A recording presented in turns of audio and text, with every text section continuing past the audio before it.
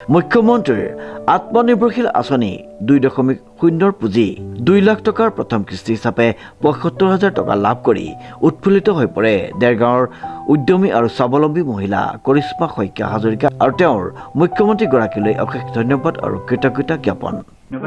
চৰকাৰক মই প্ৰথমতে মাননীয় মুখ্যমন্ত্ৰী ডক্টৰ হিমন্ত বিশ্ব শৰ্মা ছাৰক মই বহুত ধন্যবাদ জনাম। মই ইয়াৰ পৰা এই পুঁজি পাবলৈ সক্ষম হৈছোঁ। তেওঁৰ মোৰ দৰে আৰু বহুত যুৱক যুৱতীক এই পুঁজি প্ৰদান কৰিছে। তেওঁলোকেও যাতে এই পুঁজিৰ দ্বাৰা উপকৃত হয়, এই পুঁজি যাতে তেওঁলোকে ব্যৱসায়ীয়ে কৰে, বেলেগ কামত যাতে খৰচ নকৰে, সেই মই তাকে অনুৰোধ কৰিছোঁ। মই মোৰ সপোন যিখিনি সপোন আছিল সেইখিনি সপোন মই পূৰণ কৰিম বুলি ভাবিছোঁ।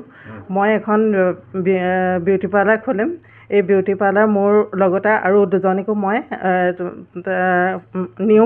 নিয়োজন কৰিম বুলি মই ভাবিছোঁ। প্ৰথম কিস্তিত মই 75,000 টকা লাভ কৰিছোঁ।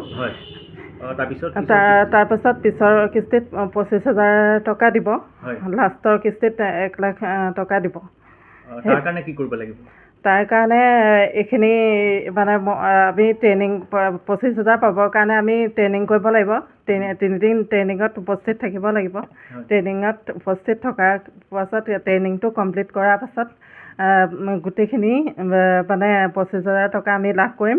তাৰ পাছত আমি 1 লাখ টকা লাভ কৰিম শেষত।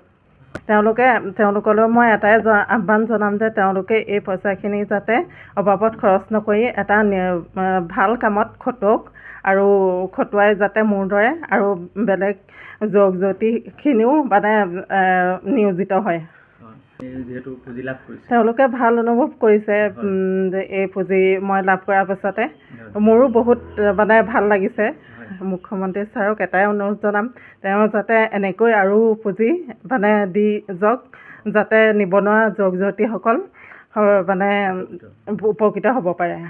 মই তেওঁক আকৌ বহুত ধন্যবাদ জনাইছোঁ।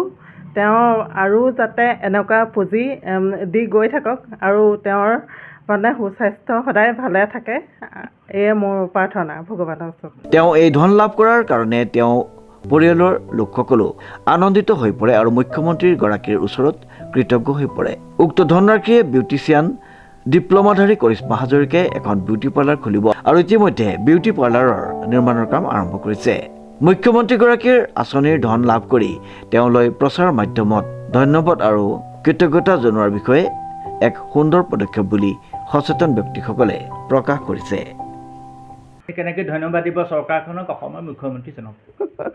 মই আৰু বহুত ধন্যবাদ দিছোঁ চৰকাৰক। এনেকৈ যেন বহুত ল'ৰা ছোৱালী ভাল হয় দিয়ে হেৰি কৰি তেনেকুৱা সেইটোকে ভাবিছোঁ আৰু তেওঁ আকৌ চৰকাৰ গঠন কৰে। নৱজ্যোতি ভৰালীৰ ৰিপৰ্ট, নিউজ নাও।